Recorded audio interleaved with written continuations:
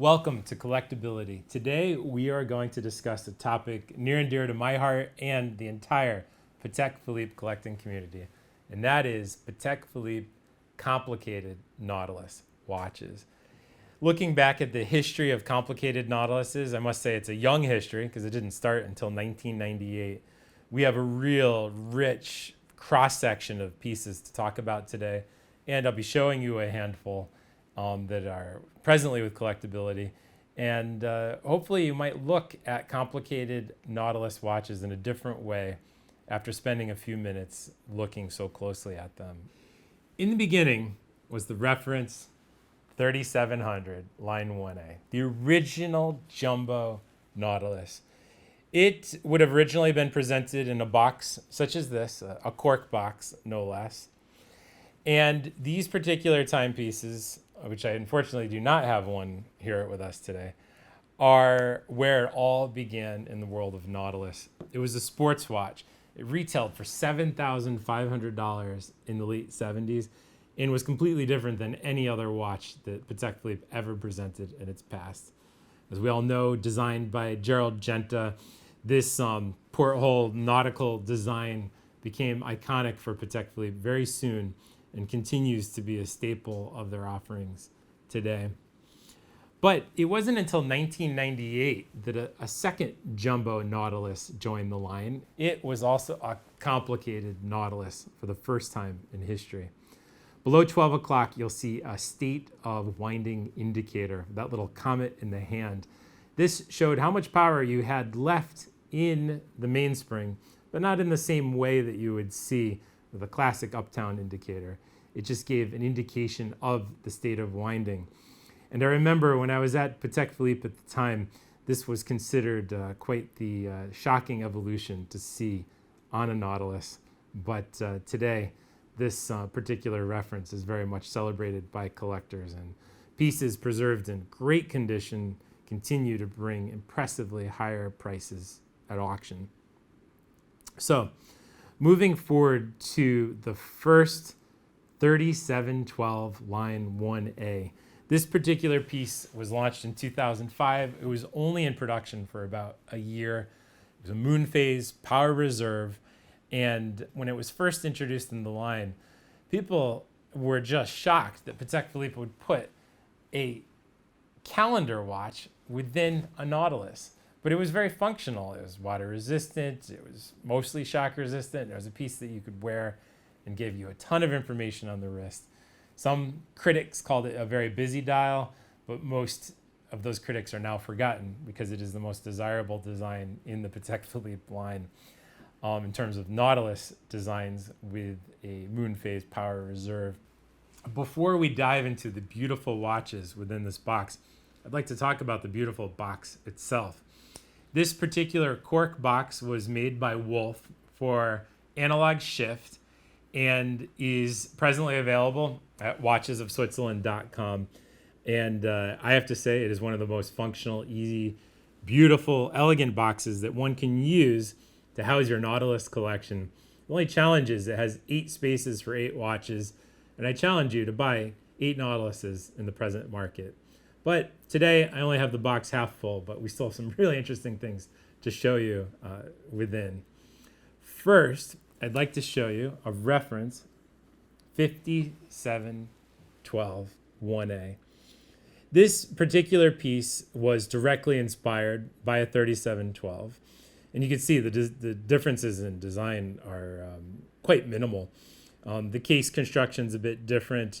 The crown is a bit different than the 3712, but most importantly, you'll see with the dates are all upright with the date digits on the date calendar, where with the 3712, half of the sector, the digits are upside down. So the purpose of the 5712 was a sports watch that you could wear. You could easily know how much power you had left in the watch, moon phase, sub-seconds, and of course the calendar.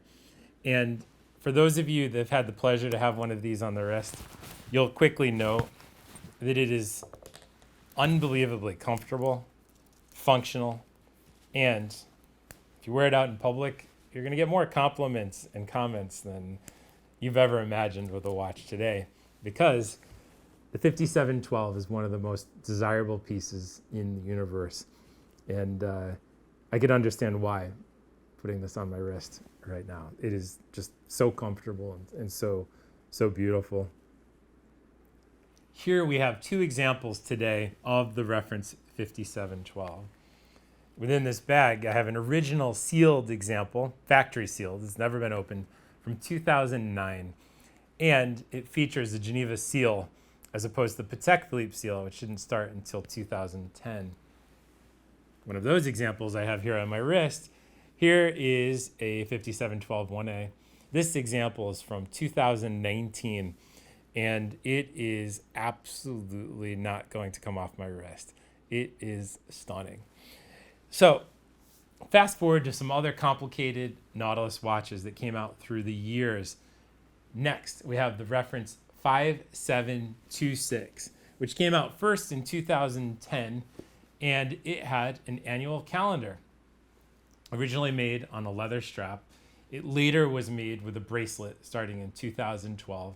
And this particular annual calendar Nautilus has the beautiful aperture American style display on the dial, and it is just as functional as it is comfortable.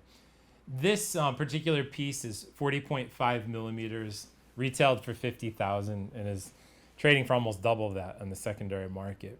And now I'd like to show you another personal favorite from the Nautilus line, the celebrated and now iconic reference 5740 line 1G. This is the first time a perpetual calendar was integrated within a Patek Philippe Nautilus, and they chose a noble metal for it. It's in white gold. It's almost seemingly double in weight than a steel counterpart. And this particular piece has this very elegant blue dial that captures the light within the ridges. This particular piece was launched in the year 2018. It remains in the line. The current retail is $135,000, but for those of you in the market for one, know it brings significantly more, well over $200,000 today. So if you're lucky enough to get one from a retailer, consider yourself one of the chosen ones, because you are receiving one of the most beautiful, complicated sports watches in the Patek Philippe universe today. In 2006, the reference 5980 was introduced to the world. This is the first time we saw a chronograph combined with a Nautilus. Also 40.5 millimeters. It started with this blue-black dial and then moved over to a grayish dial in time. And by 2012, they moved to a silver dial option. It was also made in numerous different case metals and case styles, including two-tone. There was a rose gold version and then baguette versions with various stones. They all have that same caliber, the caliber 28-250C. Moving forward to 2016, we see the introduction of the reference 5976. This massive watch was a whopping 44 millimeters on the wrist, and a limited edition of 1,300 pieces were made. It had diamond markers and this beautiful inscription that said 1976-40-2016 to celebrate the anniversary.